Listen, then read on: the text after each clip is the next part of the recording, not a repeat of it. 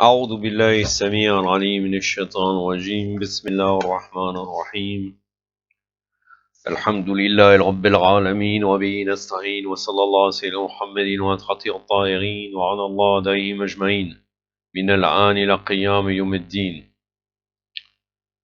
Toujours le cours sur la connaissance de l'imam, donc le cours de Hawza.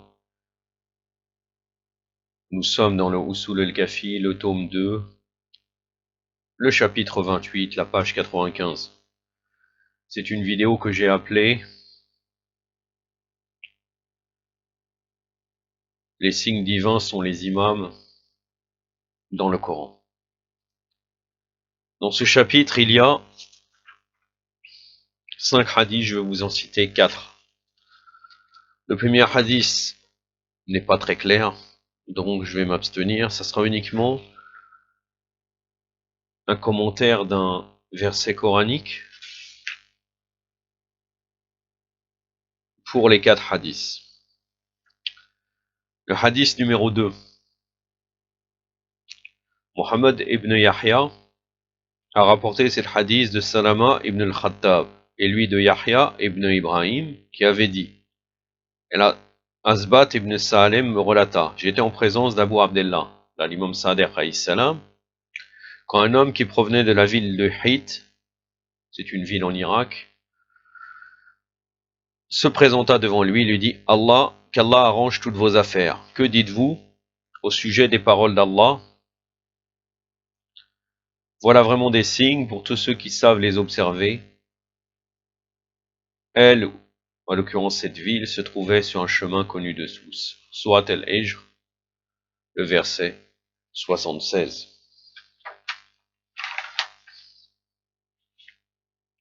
La Surat al-Hijr est la Surat numéro 15 du Mus'haf Sharif.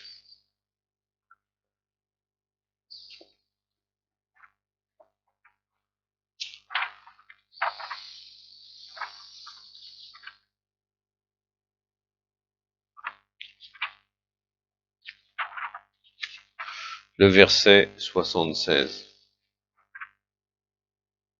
C'est aussi le verset 75, il y a une erreur dans la numérotation. Donc c'est le verset 75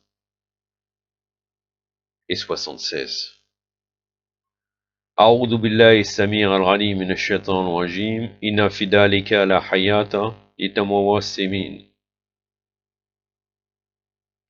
وإنها لبسبيل مقيم.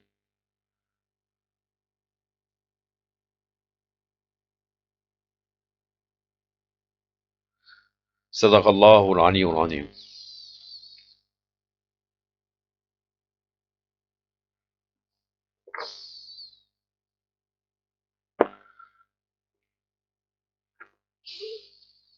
Donc ce verset, voilà vraiment des signes pour ceux qui savent les observer. Elle se trouvait, en l'occurrence cette ville, sur un chemin connu de tous. Il répondit, donc l'imam Sadiq alayhi salam: nous sommes les signes d'Allah et le chemin à travers nous est encore et toujours connu de tous. Le hadith numéro 3. Mohammed ibn Ismaël a rapporté cet hadith de Fadl ibn Sharzan, et lui de Ahmad ibn Isa, et lui de Rabi' ibn Abdullah, et lui de Mohammed ibn Muslim, qui avait dit: Abu Ja'far, c'est-à-dire l'imam Baqir alayhi salam, avait dit au sujet des paroles d'Allah Azza wa Jal, à lui la puissance et la gloire: voilà vraiment des signes pour ceux qui savent les observer. L'imam Baqir dit: ce sont les imams, donc les signes. Le messager d'Allah sallallahu alayhi wa avait déclaré au sujet des paroles d'Allah: voilà vraiment des signes pour ceux qui savent les observer, donc le même verset. Il dit: préservez-vous de la perception grande et pénétrante du croyant, car il voit toutes les choses avec la lumière d'Allah, à lui la puissance et la majesté. Donc, pour ceux qui savent les observer, ça concerne les croyants. Donc les croyants savent observer que les signes sont les imams. Alayhi salam. Le hadith numéro 4. Mohammed ibn Yahya a rapporté cet hadith de Hassan ibn Ali al-Koufi, et lui d'Obeis ibn Hisham, et lui d'Abdullah ibn Sulayman, qui avait dit: Abi Abdullah, c'est-à-dire l'imam Sadiq alayhi salam, avait dit au sujet des paroles d'Allah: voilà vraiment des signes pour ceux qui savent les observer. Ce sont les imams. Et au sujet de elle se trouvait sur un chemin connu de tous, il avait déclaré: ce chemin ne se séparera jamais de nous, des imams. Le hadith numéro 5.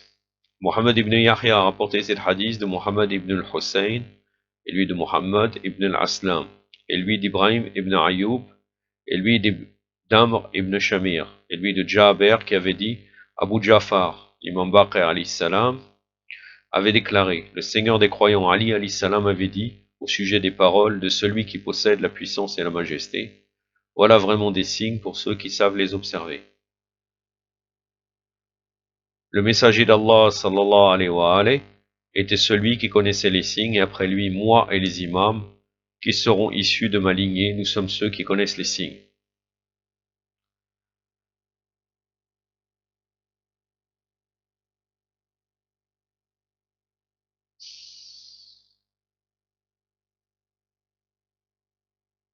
Donc là, on dit que seul le messager d'Allah, donc ça donne une autre interprétation au verset coranique, qui est cité, que les signes, il n'y a que le messager d'Allah qui connaissent les signes et des imams.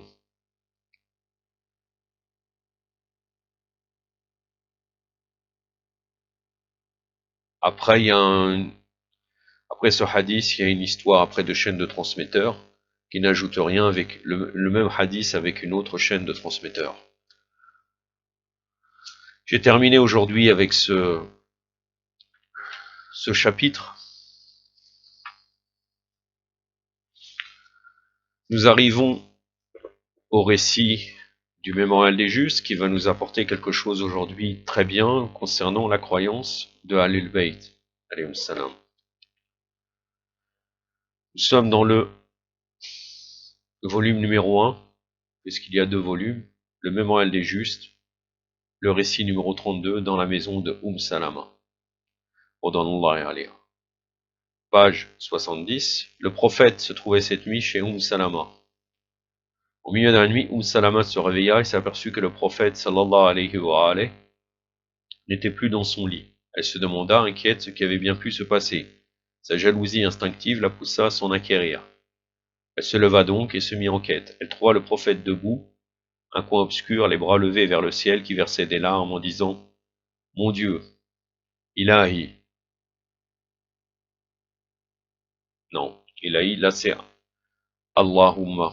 Ne me prends pas les bonnes choses que tu m'as données. Mon Dieu, ne m'expose pas au blâme des ennemis et des envieux. Mon Dieu, ne me fais pas revenir au péché dont tu m'as sauvé. Mon Dieu, que ne m'abandonne jamais à moi-même, ne serait-ce que le temps d'un clin d'œil. D'entendre ces propos ainsi proférés fit trembler Salama, ordonnant alayha, qui s'assit dans un coin et se mit à pleurer. Ses pleurs prirent bientôt tant d'intensité que le prophète vint lui demander « Pourquoi pleures-tu » Elle répond « Comment pourrais-je ne pas pleurer, toi qui jouis d'une telle position, d'un tel rang auprès d'Allah, tu le crains à ce point, tu lui demandes de ne pas t'abandonner à toi-même un instant. Que dire alors de moi et de mes pareils » Et Salama, non, le prophète sallallahu alayhi wa sallam répond « Et Salama, comment pourrais-je me sentir sûr et sans inquiétude » Le prophète Younes, alayhi wa afdallah salat ala Muhammadan wa ali Muhammad, fut abandonné un instant en lui-même, et il advint de lui ce que l'on sait. Fin du récit, on a plusieurs choses à expliquer, entre autres quand le prophète parle des péchés. Comme vous savez, ils sont infaillibles, donc ils ne sont pas touchés par le péché. Le prophète Muhammad sallallahu alayhi wa alayhi.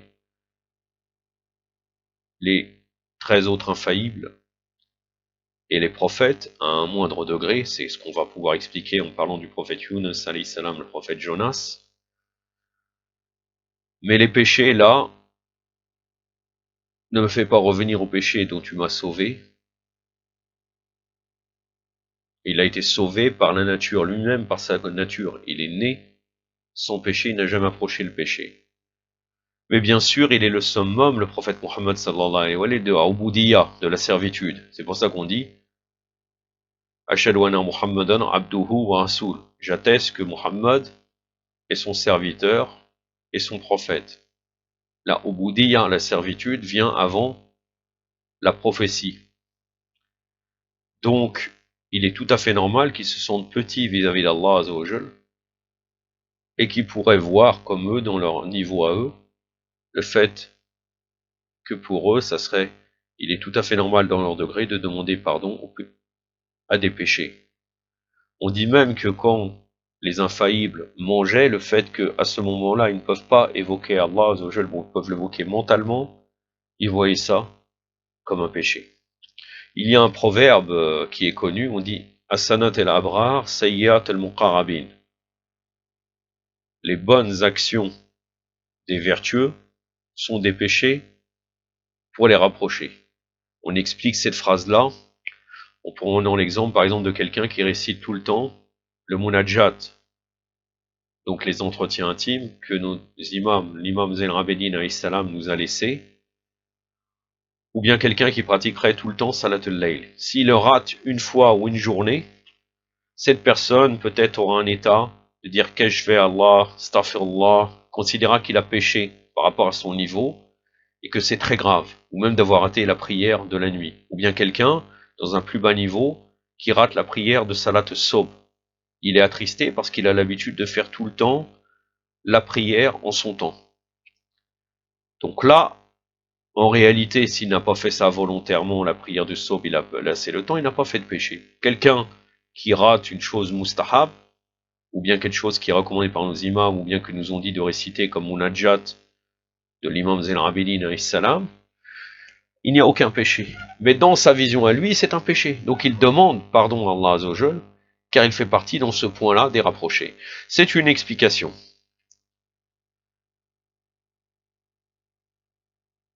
Et quelquefois même on pourrait trouver, même si ce n'est pas dans ce récit, quand le prophète sallallahu alayhi wa sallam dit « Oh Allah, yakfirli », c'est-à-dire là il parle de la conséquence des péchés des gens autour de lui. Quand des gens dans un endroit font des péchés, il y a des conséquences sur la matière, sur diverses choses spirituelles qui peuvent créer problème.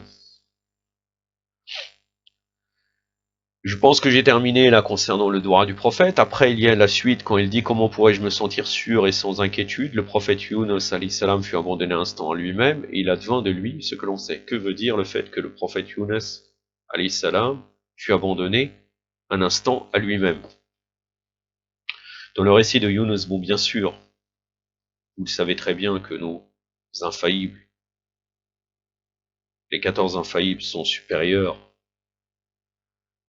aux autres prophètes, même s'ils n'ont pas fait des péchés les prophètes, quelquefois, ils ont fait des actes qui n'étaient pas forcément le meilleur choix. En l'occurrence, le prophète Yunus, alayhi wa salat ala Muhammadin wa ali Muhammad, comme vous connaissez, il a fait darwa à son peuple, il leur a appelé à l'islam, au monothéisme pur, et il a vu qu'il n'arrivait pas à croire, donc il a quitté son peuple. Il n'a pas patienté, il a quitté, jusqu'à qu'il est monté dans un bateau, et dans ce bateau, il y a eu des tempêtes et une famine. Ils ont considéré qu'il y a quelqu'un qui n'amène pas, on pourrait dire, la baraka, qui porte malchance, donc ils ont tiré au sort. Et avec le tirage au sort qu'ils ont fait, ils sont tombés sur le fait de se débarrasser du prophète Yunus. Donc ils l'ont jeté hors du bateau, il a été avalé par une baleine ou bien par un gros poisson, et il est resté là-bas jusqu'à qu'il demande, qu'il dit La ilaha ilahan, subhanaka inni kuntu minadh dhalimin. Il n'a point de divinité sauf toi. J'ai été parmi les injustes, et il a fait le tawassul, il a invoqué, il a demandé le tawassul des Al-Kissa pour pouvoir sortir de la baleine. La baleine l'a rejeté, il a reposé, il a échoué sur une terre qui en vérité s'est avéré que c'était sa terre. La terre où il vivait, où il est sorti. Finalement il est sorti, il est retourné à la case départ. Quand il est arrivé à cet endroit-là, il a vu que tout son peuple s'était mis à croire. Donc il a vu aussi qu'il avait fait une erreur car il s'était précipité. On lui a demandé qu'est-ce qui s'était passé.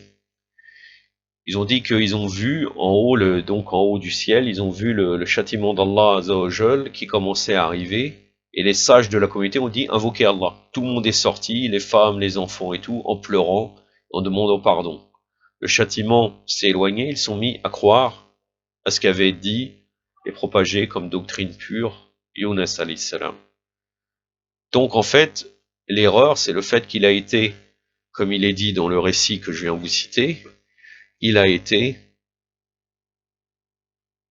abandonné un instant à lui-même. Il a fait un moindre choix qui n'était pas le bon choix et ça a entraîné toutes les conséquences que vous voyez qui sont énormes pour un prophète.